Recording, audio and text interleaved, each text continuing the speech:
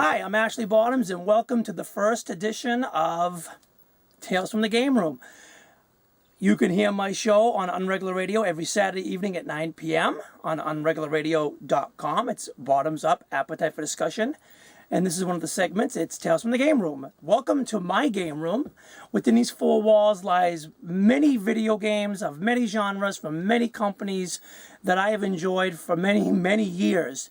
In fact, this room is about 10 years old, and I've had these games a lot longer. So I want to talk about some of the games that I own, but what I want to do is show you them and rather than talk about them. The first title I'm going to show you is, and it's actually up on the screen right now, it's Beauty and the Beast. It came out in 1982, so it's 31 years old right now. It came out from a company called iMagic, which was a third-party distributor of video games for the popular consoles in that day. The game plays a lot like Donkey Kong, the Nintendo classic from 1981. What happened was Donkey Kong came out and everyone loved it. Everyone wanted to play it. Everyone wanted to pump quarters into it. And when it came out on home consoles, everyone wanted to own it. Well, iMagic was one of the third-party developers that said, you know, we can create our own game, but with the Donkey Kong genre. And so they created Beauty and the Beast. And I have to admit, while there are a lot of similarities in the gameplay, that the game is actually really good and stands very well on its own. So if you've never played this, or if you're a fan of Donkey Kong and want to try a different variation on the theme, this is definitely something you want to check out or pick up. It is for the Mattel and Television, so it's for a discontinued console. So your best bet would be to find something at a flea market or on something like eBay, auctioneer site. You could pick them up relatively cheap. Retro gaming is coming back, but the systems are relatively inexpensive and easy to find. It will work on any of the systems because there are some compatibility issues between some games and the Intellivision 2, and this is not one of them. But I could sit here and talk all day about this game because it's one of my personal faves from my game room.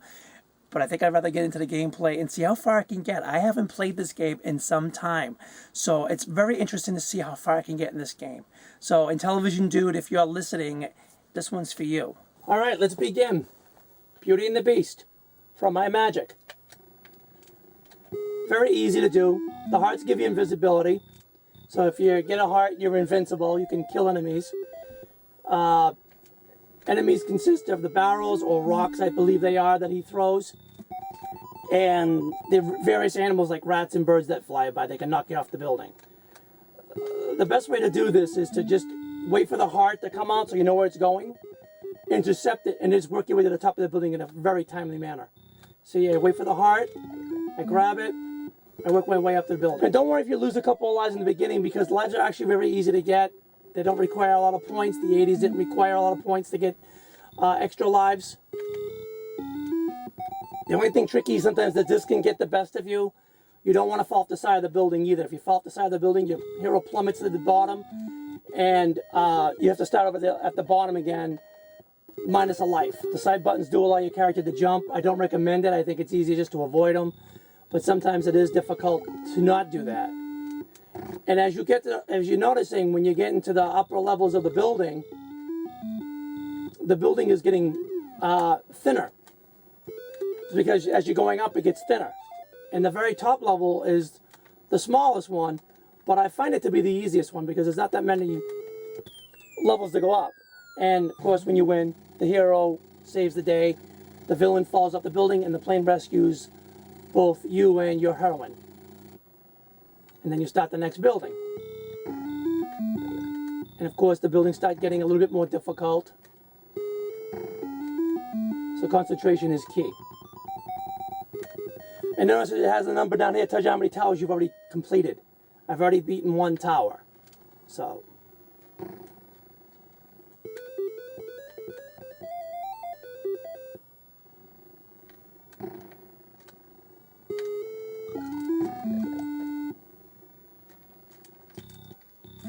that disc sometimes gets you.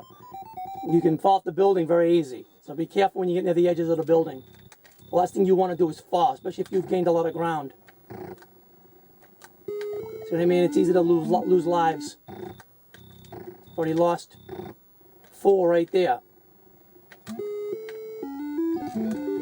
The controller is good and it's bad. It actually controls very well, but unfortunately, it can also be a bitch goddess where you can overcompensate for sometimes for this character. See, I'm trying to go up and it won't go up. So just be very aware of the Intellivision controller. It's not, while it works great in some games, this game it's a mixed bag.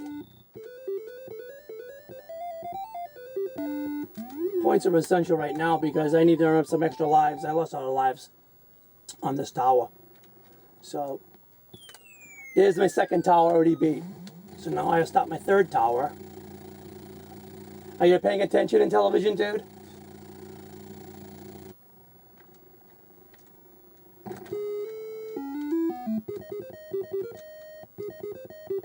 Because in the later levels, you'll see that more stuff gets thrown out on the screen, which makes it very difficult.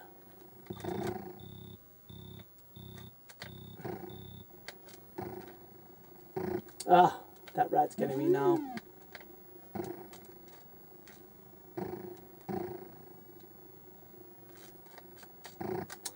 Oh, I'm losing my lives. That was close.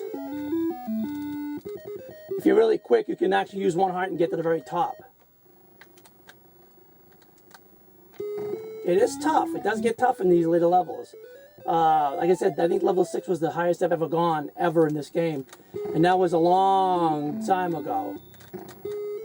I do remember as you went to the later levels that the good job and all the words of encouragement, you know, start getting words like awesome. And there's my third tower.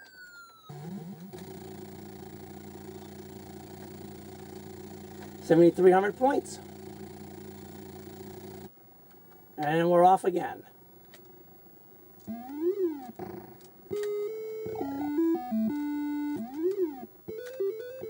See, now it's saying awesome. That was like the big thing when you were in a game in the 80s, is having a game telling you that you were awesome. Sometimes the sound strategy is just wait for that heart.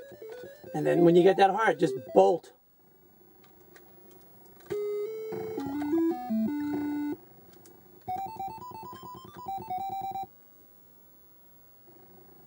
I already put those lives back up.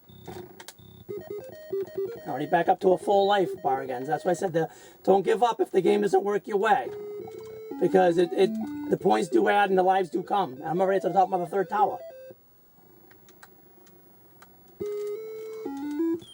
Well, there you have it. That's my game. I just did 10,700 points. I managed to get to the 5th tower. As you can tell by this number here, I've completed 4 towers. So I've gone to tower 5. So I'm probably about 1 tower off of my good game from maybe 25 years ago, 30 years ago. All right, well, as you can see, I got a top score here of 10,700 points. I made it to the 5th tower. So to all you Intellivisionaries out there that can't get past these towers, I say you just got schooled by a girl. I love this game. I can't give it enough credit. It's still a favorite. I still find myself enjoying it. And like I said, although it looks and feels something similar to Donkey Kong, there are enough differences in the design and gameplay to make it stand out on its own. So if you have it in television, or if you are going to get one at a flea market or something and you're looking for games to pick up, I definitely recommend this one. If you can find it cheap, it's very cool to pick up. It's very easy to play, so you're not really going to need the directions or the overlays. It's very self-explanatory. But if you can get a complete package, I say go for it. But if you can only get the cartridge, you might want to just check it out. So for Tales from the Game Room, this is Ashley Bottoms. Thanks for playing.